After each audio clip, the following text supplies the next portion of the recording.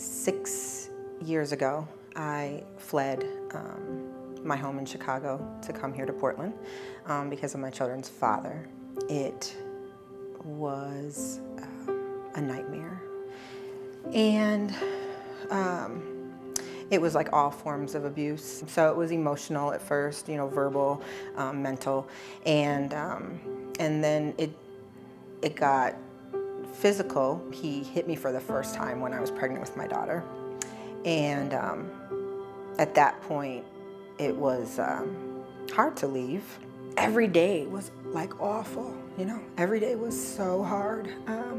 But I would try to find the little good things, and I was trying to manage. I was like not really living, but surviving. I mean, I knew it was bad. I didn't want to stay with him. I just didn't know when.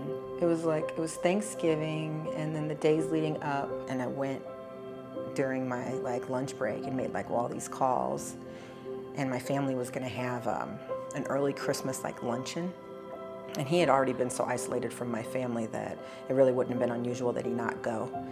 So we planned to go, and at this time I have no vehicle, but my aunt comes and we leave, and it was tell your dad goodbye, and told the kids to say goodbye to their daddy, and then walked out the door and never came back. Christmas Eve, we flew into Portland, Christmas Eve. They just kind of had worked it all out for me.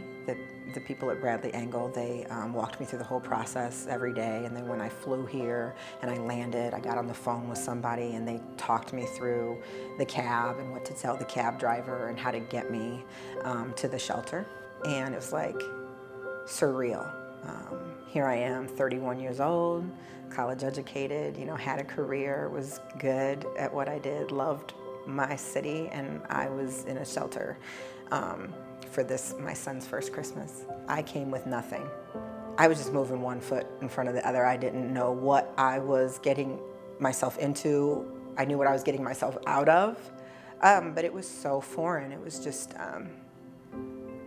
but it was I was so broken. So here we are in a shelter, and it's not anything I would have ever imagined.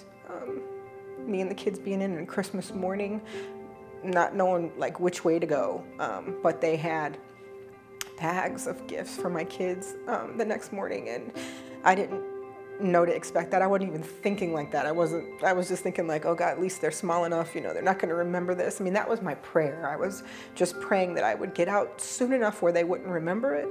The folks that worked at the shelter, they really kind of pointed me in all the right directions, and just it was a safe place. I knew I was okay once I got in there, and there was always someone to talk to. All I had was this tiny little glimpse of hope, but they say that the little bit of hope, a match, right? A lit match can light up a whole room that's dark, and if you just have that much hope, it really can take you to better things, and I'm just grateful. I'm just really grateful to be able to be on the other side now. Right now, just a little over 6 years later, we are really good. We are, well, I'm teaching and my kids are in school. We live in our own house. We are no longer in a one-bedroom apartment. We live in our own house, and we live and work in the community, and we just do family stuff that we were not being allowed to when we were in that situation. And they play sports, and they dance, and they do as much as we possibly can do to be happy and whole. I had to humble myself, and I had to ask for help.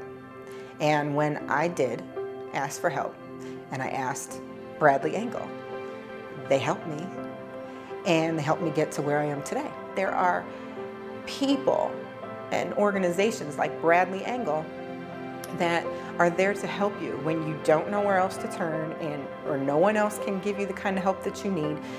They are there for that, and they did it for me, and they will do it for anybody who has a voice to say, help me.